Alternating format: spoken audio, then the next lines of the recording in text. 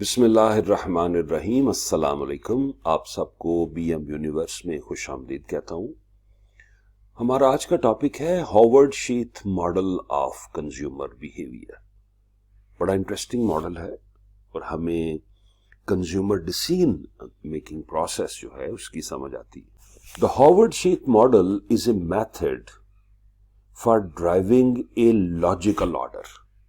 इधर ये चीज आपने ज़हन में रखनी है, driving a logical order of information processing from the combined effect of social, psychological and marketing aspects on consumers and industrial purchase behavior or preferences.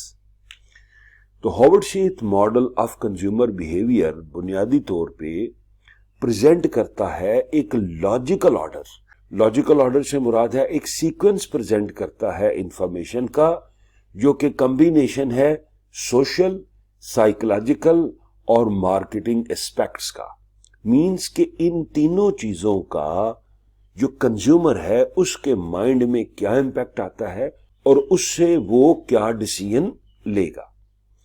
In 1969, Howard Sheath model was first shown by John Howard and Jagdish Sheth. इन्होंने ये model 1969 में present किया। उन्होंने एक book publish की थी और book का नाम था the theory of buyer behaviour.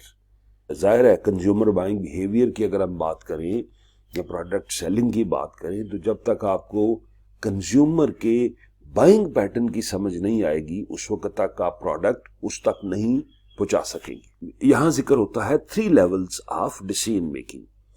तो सबसे पहला है जनाब extensive problem solving. Extensive problem solving बुनियादी तौर पे इनिशियल स्टेज होती है डिसीजन मेकिंग प्रोसेस की, और यहां पे जो कस्टमर है वो मार्केट में नया होता है। बड़ा मुमकिन है कि कस्टमर के पास बड़ी थोड़ी इंफॉर्मेशन है रिगार्डिंग प्रोडक्ट और मार्केट, और इवन नो इंफॉर्मेशन कि इंफॉर्मेशन है ही नहीं अबाउट द ब्रांड, या वो कुछ खरीदना चाह रहा है या कुछ वो सर्विस चाह रहा है, तो उसके पास इंफॉर्मेशन या तो है ही नहीं है सिरे से या बड़ी लिटिल इंफॉर्मेशन होती है। और इस लेवल पे हम कह सकते हैं कि जो कस्टमर होगा वो इंफॉर्मेशन सीकर होगा। वो क्या करेगा, वो मार्केट में जाएगा, मार्केट में जाके डिफरेंट ब्रांड्स को स्टडी करेगा और सबसे पहले रिलेटेड इंफॉर्मेशन इकट्ठी करेगा और फिर आगे बढ़ेगा। दूसरा पॉइंट है लिमिटेड प्रॉब्लम सॉल्विंग।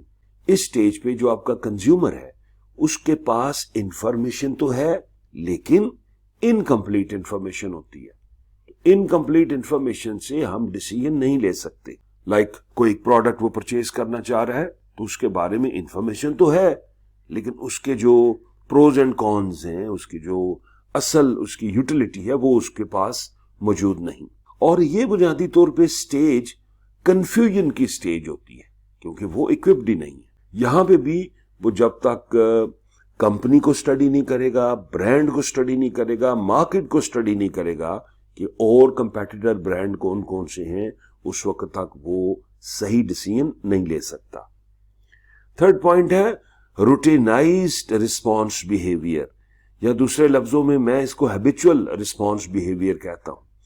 यहां पे जो आपका कंज्यूमर है इस स्टेज पे फुली अवेयर होता है प्रोडक्ट के बारे में, ब्रांड के बारे में, कंपनी के बारे में। वो जानता है उसको क्या चाहिए, ये भी जानता है इसके प्रोस क्या है, इसके कॉन्स क्या है, और यहां पे वो मल्टीपल ऑप्शंस को भी इवेल्युएट करना जानता है। तो बेटा ये 3 जो उसके लेवल्स हैं ये डिफाइन किए गए हैं इस मॉडल में। एक्सटेंसिव प्रॉब्लम सॉल्विंग कि भाई सिरे से इंफॉर्मेशन है ही नहीं है, लिमिटेड प्रॉब्लम सॉल्विंग कि इंफॉर्मेशन तो है लेकिन इनकम्प्लीट है, रूटीनाइज्ड या बिहेवियरल प्रॉब्लम सॉल्विंग जो है या रिस्पॉन्स बिहेवियर है, इसमें उसके पास एडिक्वेट अच्छी इंफॉर्मेशन है और वो आसानी से डिसीजन ले सकेगा। अब हम बात करेंगे वेरिएबल्स की। अगर आप इस मॉडल को समझना चाहते हैं तो इसके वेरिएबल्स को समझना वो भी जरूरी है। तो सबसे पहला वेरिएबल है इनपुट वेरिएबल।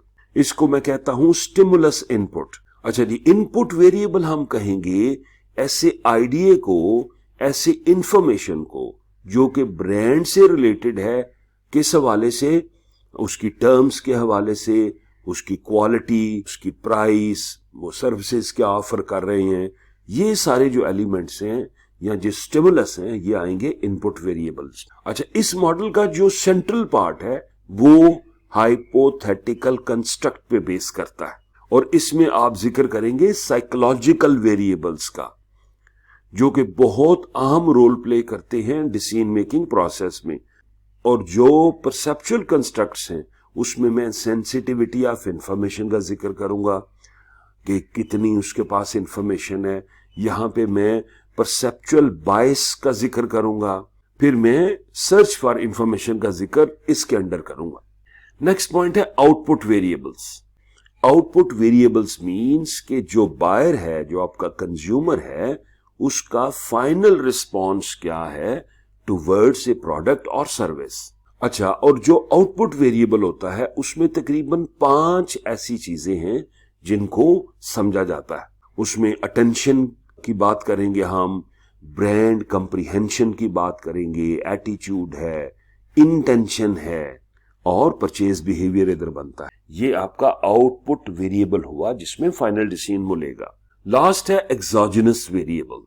अच्छा, अलॉन्ग विद दीज 3 जो एस्पेक्ट्स हैं, जैसे मैंने बोला कि सोशल है, साइकोलॉजिकल है एंड मार्केटिंग एस्पेक्ट्स हैं, तो हम कह सकते हैं कि एक्सोजेनस वेरिएबल्स बुनियादी तौर पे एनवायरमेंटल फोर्सेस होती हैं जो कि इम्पैक्ट कर रही होती हैं डिसीजन पे। ये क्या हो सकता है जी? Importance of purchase. Importance of purchase ये है कि एक प्रोडक्ट एक कस्टमर देखेगा तो वो सोचेगा कि मेरी किस लेवल की रिक्वायरमेंट है, तो हो सकता है उसकी प्राइस कम भी होगी तो वो नहीं खरीदेगा। फिर पर्सनैलिटी वेरिएबल्स है, ये ईगो, सेल्फ एस्टीम की बात होती है, डोमिनेंस एंड अथॉरिटी की बात होती है, ये चीजें भी आपके डिसीजन पे असरअंदाज होती हैं। सोशल क्लास है, कल्चर है, ऑर्गेनाइजेशन है, टाइम प्रेशर है, फाइनेंशियल स्टेटस है, ये सारे जो इंडिकेटर्स हैं ये बुनियादी तौर पे इस चीज की तरफ फोकस करेंगे कि एक बंदा परचेज किस तरह करेगा। देखते रहें। अल्लाह हाफिज।